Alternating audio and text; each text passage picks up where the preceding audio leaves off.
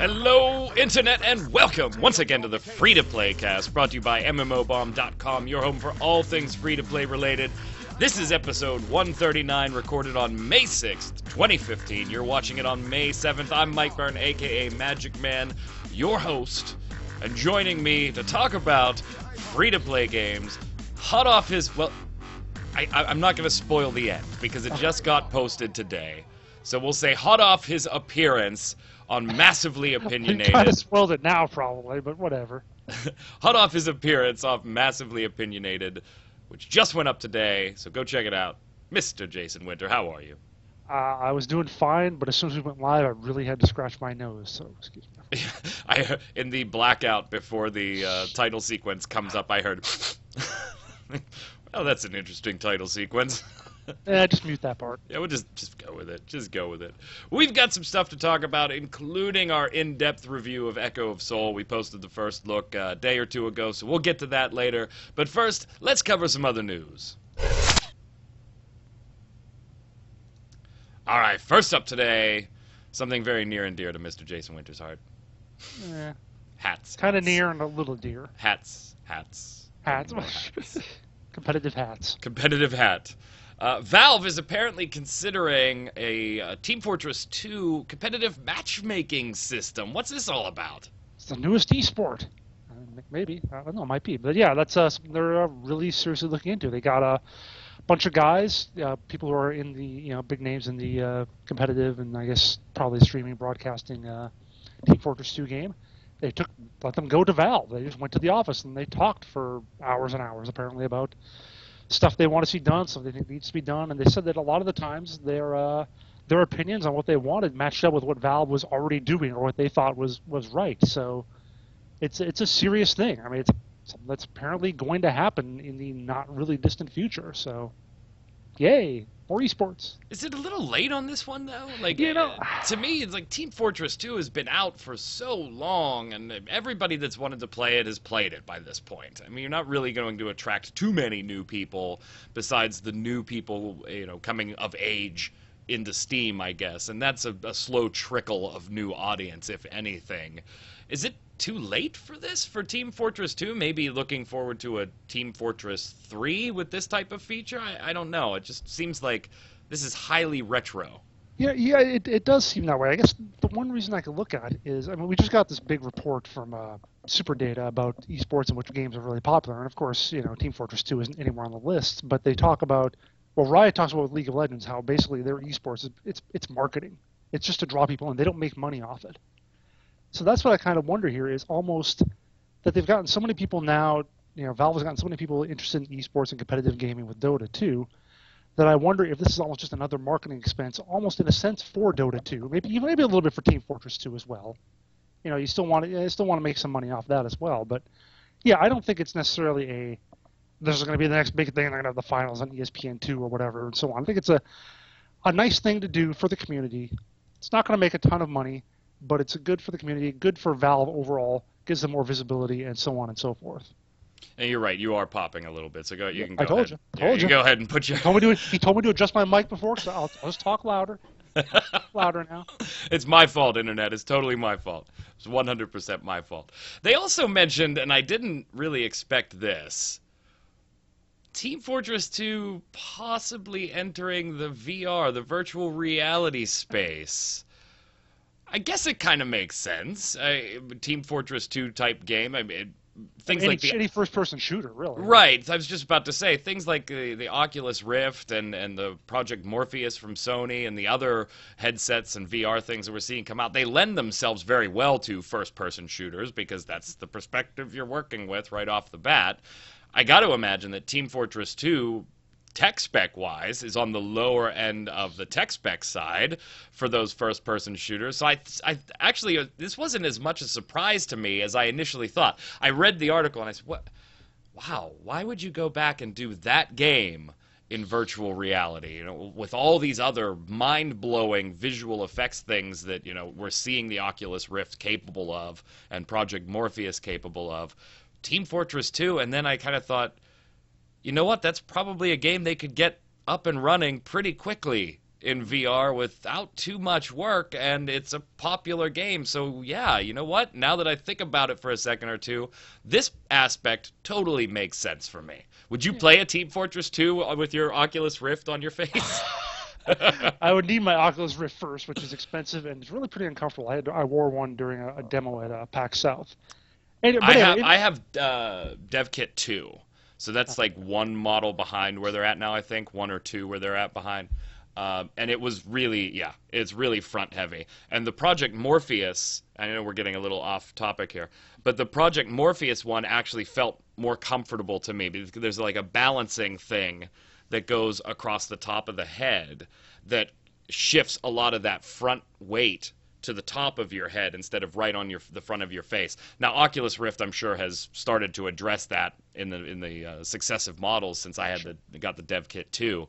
But yeah, it's really, you feel like you want to just do this and stare down the entire time, which of course would make you look at your feet. But I have to go ahead. We do know, speaking about this stuff, though, we did find out today, in fact, was it today or last night? I don't even remember anymore. I haven't gotten any sleep. That the Rift is expected, the Oculus Rift is now expected to hit retail shelves Q1 of next year. So, yeah. No pricing announced, but there we go. You say, if it's something they can get going quick, you know, they can have it right there almost as a launch title, so to speak. My thing with Team Fortress 2, though, is that might, you know, there's always that whole nausea thing that you got to get around with VR. If you're prone to things like getting on a roller coaster and getting nausea or fast movements or epilepsy or things like that. And Team Fortress 2 just has people bounding everywhere very, very quickly. So I guess there's that whole thing to consider. I would totally play Team Fortress 2 on a VR headset. The competitive matchmaking stuff, while cool for those of you that play a lot of TF2, I think the VR is more interesting to me. Well, in terms of playing, yeah, I'm not going to get into competitive playing, but it might be interesting to see if they could set up some kind of league structure and some sort of competitive gaming to watch that sort of. I don't think I've ever watched anyone play Team Fortress 2, except for like once when Spunkify streamed it or something. But yeah, I mean, it's not something you think of in that sense, and if it's something they can build up to that, it could be pretty entertaining to watch. Now, some of the features that they are talking about putting in here for the matchmaking stuff, 6v6 or 9v9 matches, potentially using Highlander rules. So that's the type of rule where you can only have one of a particular class.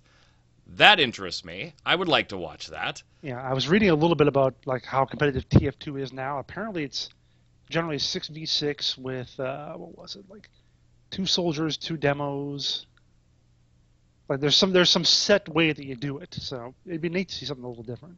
We're going to show a little Team Fortress 2 footage here while we're talking. I totally forgot to start it. Possible item restrictions, and this is going to be used to give Valve feedback on what works and what doesn't. I guess that makes sense to do right off the bat. A bigger focus on the competitive Team Fortress 2 community, an attempt to integrate it into the main TF2 player base.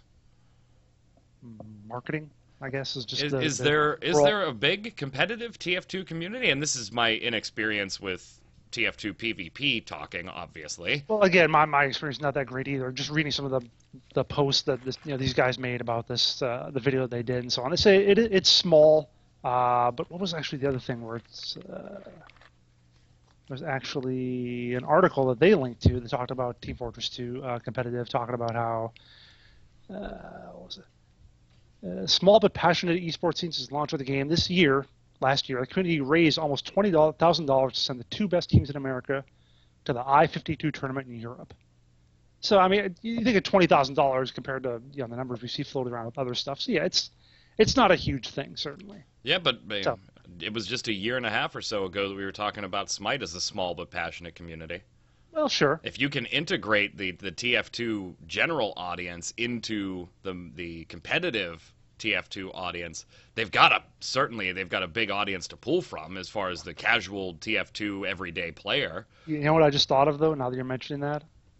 Are we going to get the esport jackass toxic players now in Team Fortress 2? Now, there aren't jerks occasionally anyway, but I still see it as mostly a fun thing. I hope I don't go in there and have people just screaming at me every time I don't shoot the right guy or something. Uh, Of course you're gonna have that, Jason. uh, Of course. Now, Valve says that the matchmaking system is pretty much playable in house. mhm. That's how far along this whole system is. But we, of course, don't have a public release date on when we'll have access to any of this. If it's already playable and the game's already this old, it can't be that far away. Yeah, I mean, at least by the end of the year. Yeah, Just in time for that Oculus or the Rift. Yeah, release. just in time for Oculus Rift. And some talk of a brief VR demo, which we already talked about. Interesting, very interesting. It kind of makes sense after you think about it. Your initial thought is, why would you do Team Fortress 2 VR-wise? And really, matchmaking, it's X number of years old. Come on. But I think they both kind of make sense when you take a few minutes and stop and think about it. Good on them. Good on them. If it's a way for them to revitalize an old game, there you go. Yeah. And I mean, obviously, it still plays Sure. as good as anything out there right now. Graphically, you may not like it because of its cartoony-ish look, but Sure. World of Warcraft still gets that too. So does WildStar. We'll talk about WildStar later.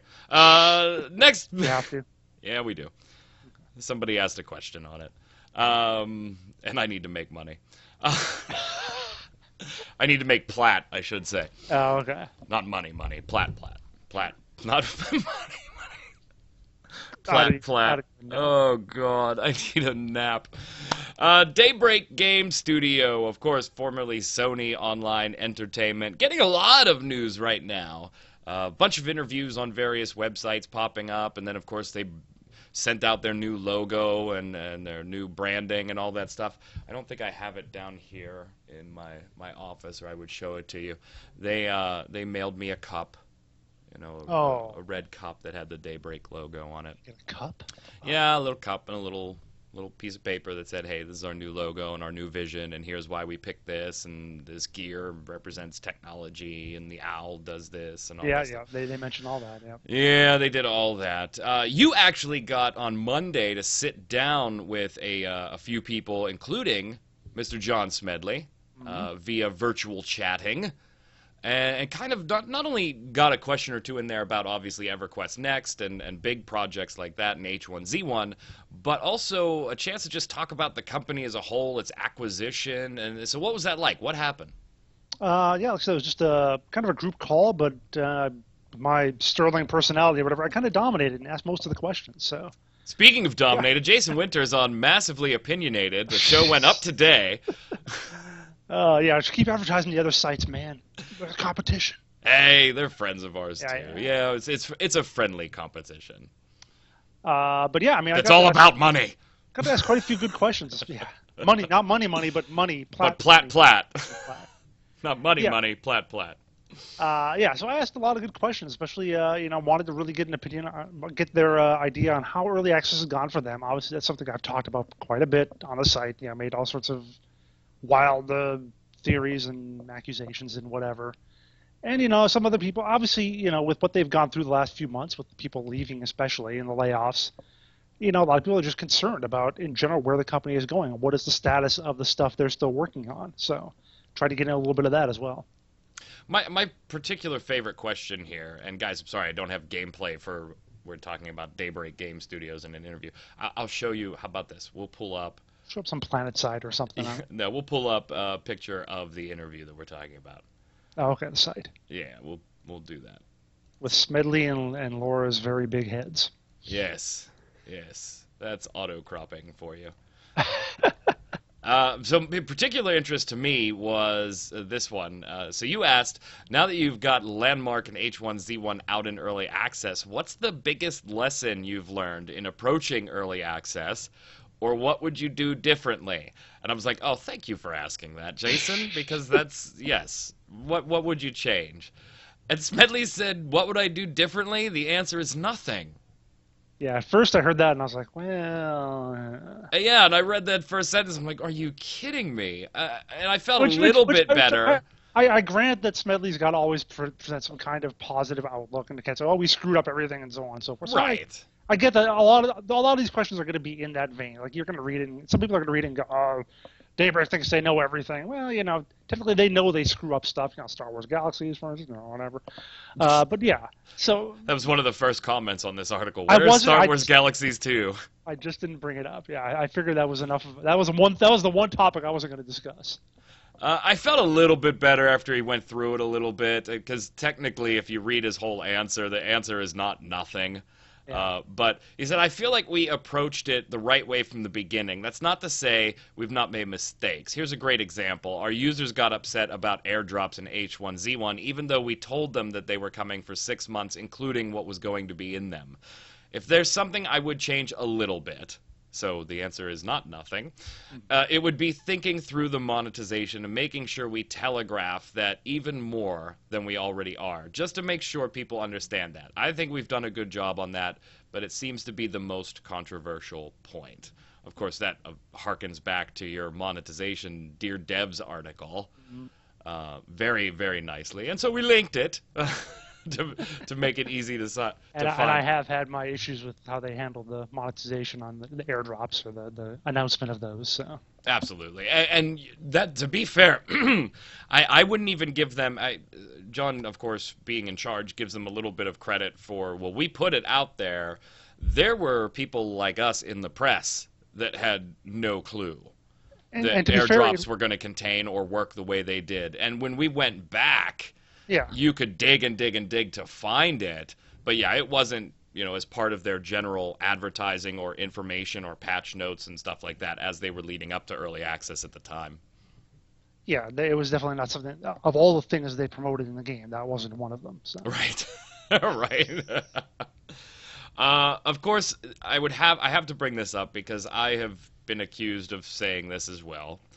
On the EverQuest Next front, you and I have debated back and forth, will we see this, when will we see it? And neither one of us has actually used the term vaporware, because I think both of us, even me, who you have a more positive outlook on EverQuest Next than I do at the moment, but even me, I acknowledge that at some point this probably will come out. I've seen that. I brought that up because I've seen it on Reddit or forums or whatever. Yeah. So it happens out there. But even I have leaned a little more towards this could be a very, very long way away. At one time, I was more optimistic than you. I thought we would play some version of it this year, at the beginning of this year on a couple of free-to-play casts, and you said, nah, 2016. And the argument I had was Landmark is so far along and is building most of EverQuest Next that it's probably pretty playable, we just don't know it. And so I said maybe we'll get like an alpha access type thing by the end of 2015. I don't think that anymore.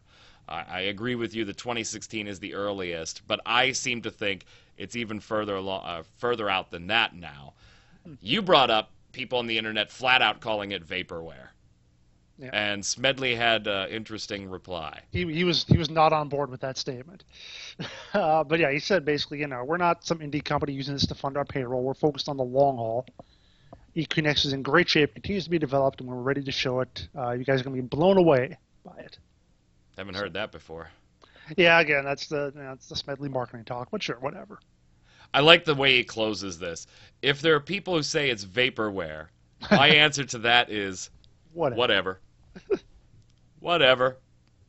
A few basic questions. Why is there no fanfare this year? Just too much to do. Will it be back? Yes. Will their titles move to Xbox One? Absolutely. And we expected that as soon as they broke away from Sony, and we talked about it on the free-to-play cast. They mentioned cast. all their major titles. All the major titles. So obviously we'll end up seeing PlanetSide 2 there. We'll end up seeing. I don't think we're going to see like EQ 1 or 2. The oldie stuff. Yeah, like but the newer stuff. DCUO. DCUO, of course, is going to go over there.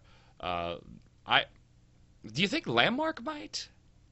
We don't have Landmark on the PlayStation itself yet, but I think maybe down the line could we see Landmark going consoles? You'd figure if they're going to do it for EverQuest Next, which would be a major title, you think that would be not the most difficult thing to also do that as well.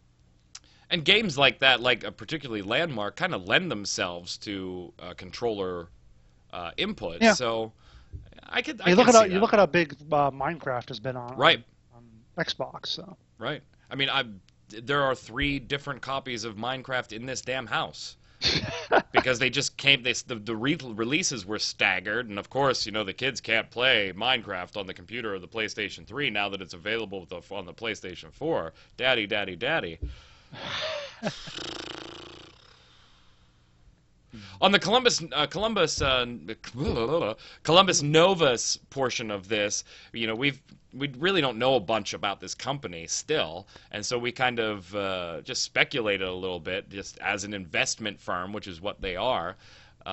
You asked them how long did the Columbus Nova acquisition, was it in the works, and about them being a great partner. They were very, to me, this didn't sound like just positive PR spin. Yeah. Smed and Laura sounded generally positive about this, and in a real way. Yeah, especially if you were listening to the actual audio of them talking, and especially when here's the point that really gets me is when Smedley says, finding the right partner took years. We kissed a whole lot of frogs. That's how he said it. He said it like that. We kissed some of the worst frogs in the industry. So if you're not happy with this anonymous investment firm being in charge, maybe Perfect World could have bought them. Maybe Aeria Games, Tencent, or someone could have bought them. Aeria Games? What? Okay, I know, because you love Aeria Games. We'll get into that. But I'm just saying, you look at what happened when Perfect World bought Digital Extremes, the guys who make Warframe. Remember how that didn't go over well with people. Now, Smedley didn't mention any of these companies by name. I'm just kind of making stuff up. Stop saying that. Perfect World has like 3% of Digital Extremes. Well, whatever. It was a different company that bought them. Perfect World just kind of snuck into the deal and got a couple of percentage points. But yeah, the way he said it, that we kissed some of the worst frogs in the industry, makes me think, wow, it could have. All right, I guess I'm not that upset with Columbus Nova now. Right. Especially when he talks about how they really don't interfere with them at all. Yeah, and that's you got to like. You have to like that. Although, at the same token, as soon as they took over, a bunch of people were let go. And reorganize and key people too. I mean, we're not just talking, hey, we had to let go of 15 QA employees that you don't know their names. Georgeson, right off the bat, who's pretty much the face of EverQuest for people like me that got into it a little bit late, and don't recognize the original creators. But most recently, Jimmy Wisenhunt. Mm-hmm. Who, as Smedley mentions, he wasn't the team lead. He was a combat designer, so it's not like he's totally in charge of H1Z1. He's a valuable person, and Smed likes him personally, and really sad to see him go. But he's off to Twitch, which is great for him. So, yeah, I mean they have lost a lot of people, but you just kind of have to take a wait and see approach, I think. Wisenhunt also said he wouldn't trade the memories made and the lessons learned with the crew at SOE and Daybreak for anything, and he has the utmost faith in the H1Z1 team to carry out his work with weapons, which will carry on. You'll just have to shout at somebody else about it. Yeah. He said he might now stream more H1Z1 now that he doesn't have to work on it every day. I see. I'd probably take a hiatus for it. Well, not right now, maybe. Yeah. Maybe that's how it is. When you're working on games, you don't want to play them as much. Yeah. I know how that is. That's why I don't play Eve. I already work with Excel.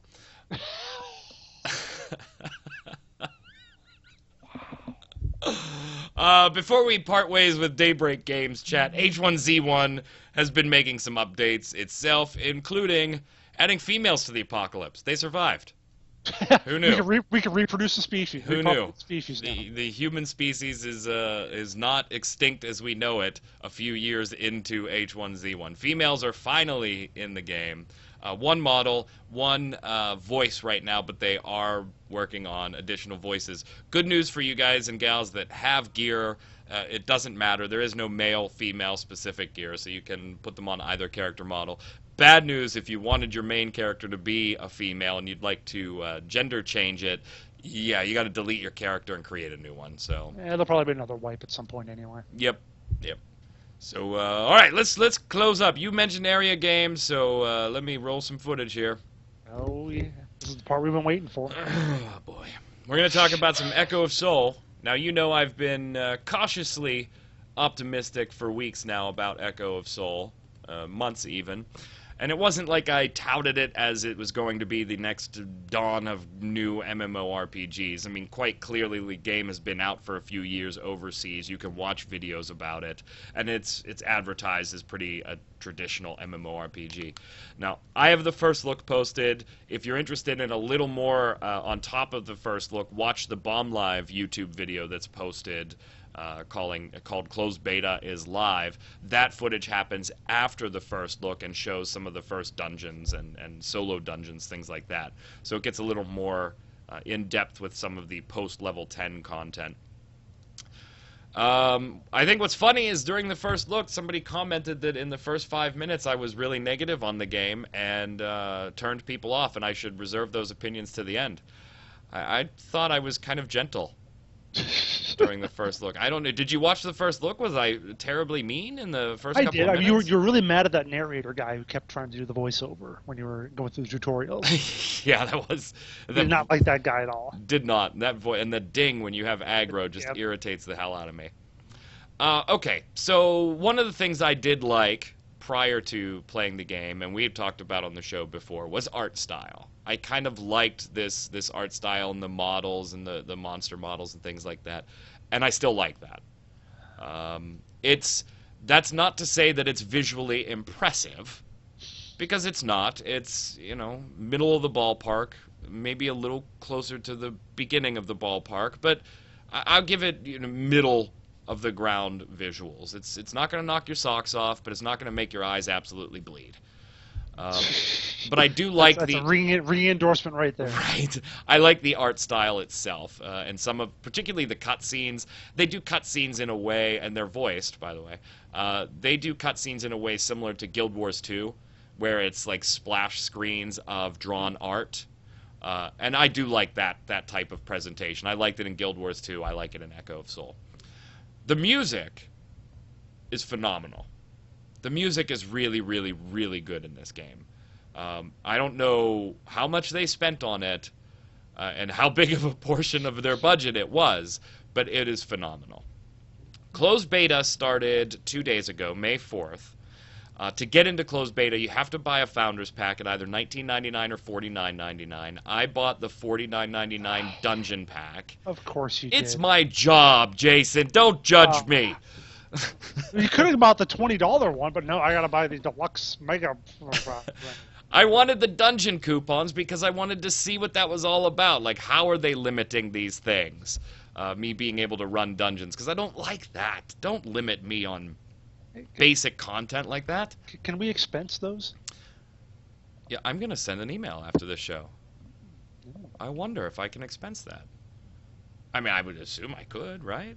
I only bought it so I could do the first look. Let me know how it goes. Let me know. Yeah, I'll have to let you know. Shit, man, that's a good idea. Check out the first look. So graphically, you know, I give it a 5. It's on a scale of 1 to 10. It's kind of right in the middle. Maybe a 4 if you want to bump it down and be a little bit mean to it. Okay, it doesn't hurt to play visually. Music-wise, I give it easily an 8 or a 9. It's just very, very, very... I love the music. And the cutscene art style stuff just really works for me. That's why maybe I lean towards a 5 on the graphics instead of a 4.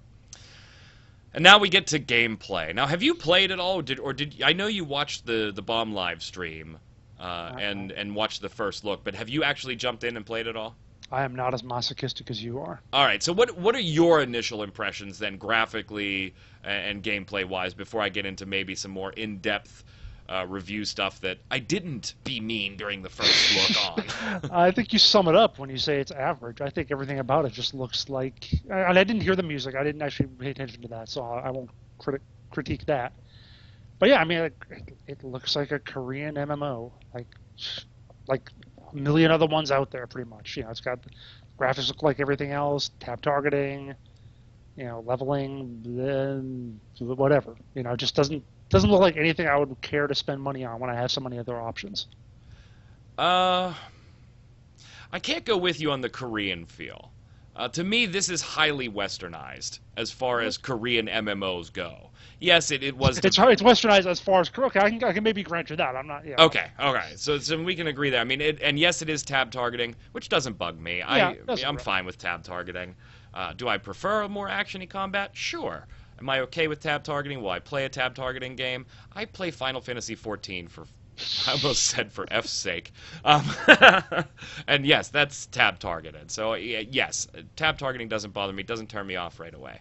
The characters, the classes are 5 classes available here in the West. There are more overseas right now, but there's 5 available to us. They're gender locked. Again, I don't like gender locking, but I'm not one of those guys that it immediately shuts down a game. I'm not going to play it because it's gender locked. To me, that's just, I hate to say it, but to me that's just lazy development. But there actually is I've read the reasoning why Asian games tend to do that and Western games don't. Like go for it. There's a cultural kind of thing to it. Well, basically the notion, I'm gonna butcher this terribly, but basically the notion is that you are more supposed to take on the role of a person in Eastern philosophy as opposed to taking on your own role in Western. That's Okay. That's why it tends to be like that. Well, that kind of makes sense to me. I still don't like it, but Well, it's not just lazy design. It's kind of more like what they intend to do. Now, here's the thing that I would caution people. If you're playing Echo of Soul and you're saying, well, it's in closed beta, and so, a lot can change. And I said this in the first look. A lot probably isn't going to. The game's already been out for years overseas. Really, the only changes that I would expect are bug fixes in our localized version and translation localization issues in our version that crop up from beta testing. You're not going to see core systems and the way the game functions change like you're seeing with H1Z1 as it goes through development. Yeah, you're not going to see that here. This game is done. It's been out for years, brother. We're just making sure it runs in English. It's closed beta. It's not alpha early access. Right. It's practically done. Right. So when we get to gameplay, I used during the first look the terms highly traditional, highly generic, which the chat or the comments on YouTube absolutely loved that term. Those terms. Highly traditional, highly generic. It's tab targeting. You got to be facing your thing, but as long as you're facing it and not looking away from it or have a broken line of sight, you're going to hit it. Your abilities tend to do the same types of things you see in World of Warcraft and obviously all the other games that this kind of follows in the same mold of. Potions, all that stuff. The one unique, and I'm doing air quotes here, but you can't see it because you're watching Echo of Soul gameplay.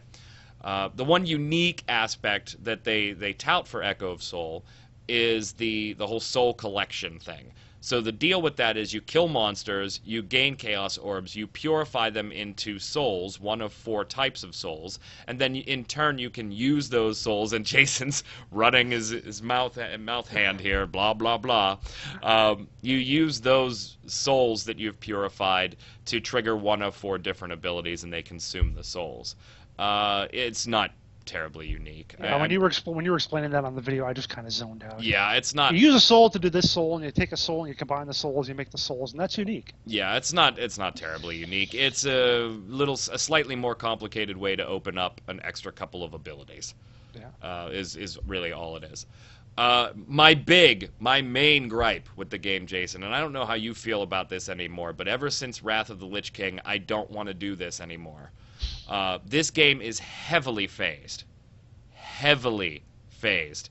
You're watching footage right now of me fighting the first kind of mini-boss as you're leveling in the beginning zone. And when you phased into the fight, I kind of liked that, because that meant we didn't have to sit there and wait for somebody to kill it and then spawn again and kill it and spawn again and kill it. We each got our own little instance. What I didn't like is as soon as I come out of this fight, the entire area is different. What's going on is different, and all of a sudden almost nobody is in this little area with me, where previously 50 people were running around with me. So it's heavily phased, heavily zoned. If you go from one zone to the next, there's a brief load as you go and you walk through a portal. There was even, and you'll see this if you watch the Bomb Live video, there was even zoning in dungeons. I did the level 10 solo dungeon, Jason, and it was 3 rooms connected with 2 little hallways. That's it. Mm-hmm. Just to get you acclimated to it. I had a lot of fun in the dungeon, by the way. especially for a level 10 frickin' dungeon. I thought it was a bit of a blast, actually. Even with that one snake lady who wouldn't let you run away. I know. I tried to abuse the game mechanics. I tried to abuse their zoning system. And I had a blast in this dungeon. And I was nowhere near dying anywhere on the world map. But I got my butt handed to me a few times in the dungeon, learning, oh, well, okay, this is the way you're going to play when we're in dungeons. Fine. I had a blast. I actually would like to do more of that. Unfortunately, I don't know if I have enough coupons to frickin' do a lot more. Wait, so you require you have to pay to get into dungeons, basically? I haven't figured it out yet, but what the coupons let you do, and that's why I bought this particular Founders Pack, the coupons let you run more dungeons than you normally could in a given time frame. Okay, so so my like guess is it's kind of like a Star Wars The Old War. Republic thing, where if you don't have that special item from the cash shop or you're not a subscriber, that you can only run X number of flashpoints in a week, and then you're done. Unless you have these coupons. So, yeah. Speaking of coupons, though, Cash Shop, there's nothing to review, unfortunately. And because it's Aeria Games, I really, really wanted to take a look at their Cash Shop. Because I frickin' hate the way they monetize some things. But, unfortunately, right now, the only thing in the Cash Shop in the game, even though the game at one point tells you your bag is full, check out the Cash Shop, there's no bags in there. It's just the Founders Packs. Bags can be bought by vendors, by the way. They are available in-game.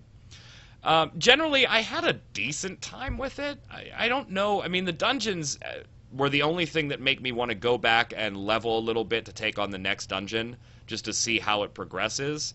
Since the next solo dungeon is level 15, and I'm almost there anyway, I may do that later today. In which case, maybe I'll put up a little article on dungeons in Echo of Soul.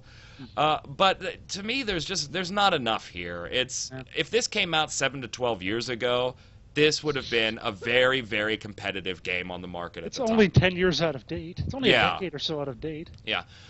Is it fun? Sure. Is it traditional? Yeah, sure. But there's nothing here. If I wasn't playing, maybe this is a better way to say it, Jason. If I wasn't playing any MMORPG right now, at all, and I had and I just wasn't now, and I wanted to get back into something, this could be that. I could definitely see that. I would play this if it was the last game on No, that's not what I said. That's the only reason. That's not what I said. Endorsement. I said if I stopped playing MMOs for a little while, you take those breaks. We all do it. I wasn't playing anything, and I came back, and I was like, what's new? Let me go check out something, see if I can get into a game again. This could be a game that I would start playing and maybe stick with for a little while. Like about 2 hours. My endorsement comes from, or lack of endorsement comes from, there's nothing here that's going to pull me away from the games I'm already playing. Yeah. And that's my thing. It's very traditional, very generic. The phasing really frickin' bothers me. Do you even care about that? I haven't played a whole lot of games that use it. I'm not a big WoW player, so yeah. But I can agree. If you go in and if there's 50 people and you go in and you come out, there's nobody left. That's weird. Yeah, and going into a solo dungeon that literally had the dungeon with the rooms, three rooms connected by 2 hallways, and having having a big room and it's different wings or something. Sure, but yeah, that I get. This was just opening of a cave into a big open area to a tunnel to an open area to a tunnel to an open area. I saw you going through that. I was like, really? And you had to zone through both of the hallways. I don't know. Jeez. If I got to put this on 1 through 10 total overall, I mean, I really hate to be mean. Really hate to be mean because it doesn't really do anything wrong. At least from my initial gameplay, it doesn't offend. It's not awful. But it's too late. It's too late. And so I probably got to give this like a 4 overall. That's about the number I was thinking, yeah. If this had come out 7 years ago, it would probably have double that. If it was 10 years ago and it was the only MMO around, I would absolutely play it. If this came out before there were computers, no. But I just think there's, it's like 900 other things that are out there right now. And so I got to give it a 4. It's good at what it does. It does it well. The phasing annoys me, but I understand why they're doing it in some cases. Sure. But overall, it's, I got to give it a little less than average because it's just simply way too late for something to be this traditional. So you kind of agree with the 4? Yeah, good. Pretty much. That's about where I'd stick it. Good. If you're playing Echo of Soul, I feel like I need a drink. If you're playing Echo of Soul or you've checked out the videos, checked out the First Look the Bomb live, let us know what you think in the comments below. That'll be our question of the week anyway, so we'll get to that. Let's go over and do the weekly bombs. Now, I'm going to go first. My initial dub bomb was for the new Ion expansion. We don't know when it's going to be sometime this year. And we don't really know what's in it, but I like the game. I'm happy to see an expansion for it. Great game if you're at level cap, by the way. If you're at level cap, Jason, definitely worth playing. I didn't get that far. Yeah, it's kind of annoying if you aren't. Even with the extra XP server / channel thing that they do, it's tough to want to get to max level. But if you're at max level, there's a lot of stuff to do, PvP and PvE side. So dub bomb. But I've got to make a change there. I'll still give that dub bomb. But I got to give a dub bomb to Mr. Jason Winter. Oh yeah, for his appearance on Massively Opinionated. Went up today. Make sure you check it out. All I got to say is MMO bomb undefeated. Represent. You're up, sir. All right, I'm going to do both, actually. I'm going to give a dub bomb and an A bomb, if you don't mind. Go for it. All right, so I'm going to give a dub bomb to EverQuest. Original EverQuest. Have you seen this new mount they've got? The Kraken? I saw it on their stream, and it's available in the shop now. It is a giant duck mount, which is just like the coolest thing ever. Who doesn't? I mean, you got your Chocobo in Final Fantasy IV. No, this is the bird I want to ride, man. The Quacken. Or at least the Quacken. And I'm also going to give an A bomb. I'm going to give an A bomb to EverQuest for a friggin' duck mount. I mean, seriously, guys, that is the best you can come up with. Have you just run out of ideas after 15 years? No, wait a minute. How do you give it a dub bomb and claim it's the mount you want to ride, and then give it an A bomb because they created it? Hey, you do your bombs the way you want. I'm going to do my bombs the way I want. This is just the worst idea ever. All right, speaking of the way you do dub bombs and A bombs, from the viewers, Bezad Bead Z says, I got a dub bomb for Battlestar Galactica Online simply because it's lots of fun to play if you're into a Star Wars / Galactica fan. The game is still looking alright in graphics and its combat system, but it is slowly dying. If you still want a good space shooter / RPG, give it a shot. You won't regret it. I am surprised to hear that's still going on. I actually played it a little bit when it first launched. And it was kind of okay. It's just that it's very unbalanced. You know, if you get in, you're going to be a little ship, and other people are going to have big ships, and they're going to destroy you. So you can go around a bit, do your own thing, and maybe do okay. But I didn't want to grind for as long as it was going to take to get a good ship. You're up, sir. All right, Tabriki says, dub bomb to Path of Exile's upcoming The Awakening update. It is an expansion, all right. We discussed that last week. Yep. One brand new act, new area layouts for the previous acts to streamline gameplay, a truckload of new uniques, passive tree reworks, new weapon bosses, Mariketh. Sounds a lot like Lord of Destruction to me, and that is really awesome. Yeah, most of the comments agree with us that it should just be called an expansion. Yeah. It's the one time we want to put that title on something instead of take it away from the marketing team. Valthier says, I give an A-bomb to Neverwinter for being a poorly managed game, bugs not being fixed for months, lack of class balance and PvP matchmaking balance, lack of rewarding replayable content, etc. It had potential and with its fluid action combat, but even with a new lead, there's no fixing the game. Turned into more and more of a gear grind as they added artifact equipment, definitely not a free-to-play friendly game. Tina on Massively Opinionated would differ with your opinion there. If you want to be competitive, you have to pay to compete / win, especially if you're a new player. To top it all off, they neglect PvP for the most part, and those people are probably their biggest spenders. Well, if they're their biggest spenders, I don't think they would neglect them. And to me, I don't see Neverwinter as a PvP drive. It's like Final Fantasy for me, 14 for me. It has PvP, but I don't even know why. I don't doubt that PvP players are their loudest spenders. Probably. Valthier also says, I give a dub bomb to Black Desert for releasing consistent content, especially classes. Female Blader came out of nowhere, told us it was coming out like a few days before they released it, and they're releasing a male and female wizard sometime in May. The new region, the Desert and Valencia, will be coming sometime in June, July, which will basically double the size of the current landmass. Can't wait. But it's not out here. Right. Not in America. Go ahead, sir. All right, this is from, I want to say, Miso X Shiru. I'm going to break it up like that. It says, hey, Magic Man and Jason, great show as always, but I have to give an A-bomb to the two of you. Oh, my God.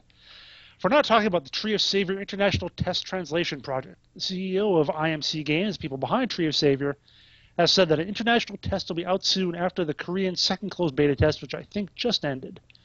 The concept behind the international test is that the community will create language packs that the players will then be able to select in-game to view all of the text in the language pack that has been created. So rather than a long time from now, the international release of Tree of Savior may be sooner than we expect. That is interesting, doing a international beta test. I'll take the A-bomb. I totally missed it. Yeah. Well deserved and good information. Thanks. It's TJ says, how much you selling those kitty mounts for? Talking about the massive amounts of Snarflinx mounts I have in WildStar right now. What is it? Are you up to 9 now? Hold on. Let me. No. No, you can't expense those. No, I know I can't expense those. Let me grab something here real quick. Oh. Man's never met a... I guess not early access. Let's say never been an early access package you didn't like. But this isn't really early access. Here we go. Let me just show this to you. I know, Jason, you're going to have to watch the playback to see this, but... It's embarrassing.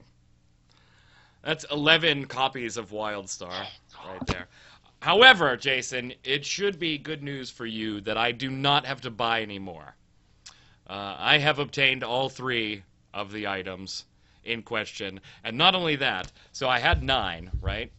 And I got the Snarflinx mount, and I got another one, so I gave it to the wife for her account. I got the Marauder costume, and I got another one, so I gave that to the wife for her account.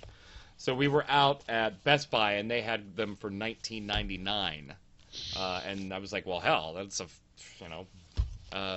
I'll take them. And I bought 2, and they both had the last item, so I bought 11 copies, and 2 accounts got all 3 items. So I consider that a win. I am now a WildStar subscriber until February of next year. And yeah, hey, my wife and I are having fun. So yeah, I do have Snarflinx mounts for sale. Really, I don't care. Hop on the North American server and whisper me a couple of plat or whatever you want to offer for them, and we can work something money, out. Not real money. Yeah, plat, not money. The name of that character is Nadel Shadelight. Nadel, and then Shade Light, all one word. SHADELIGHT. Whisper me on the North American server if you want a Snarflinx mount and you want to part with some plat for it. But I'm done buying WildStar. I have 11 copies, physical copies, and then of course, the digital deluxe collector's edition that I bought prior to launch. So, but I'm done, Jason. And 2 accounts have the exclusive title on all 3 items. That's great. That means I only unnecessarily bought 5 of these, right? If I'm rational, or 11 of them. I don't know. Can I have some of your money? Money. Go ahead, sir. All right. This last one is from Joshua Knight. This is good day from Australia. Right, mate. My bomb is to Daybreak for officially giving Project 1999 legal status and for posting a link to Project 1999 website on the official EverQuest website. It's amazing to see finally a game company acknowledging and allowing fan-based emulation.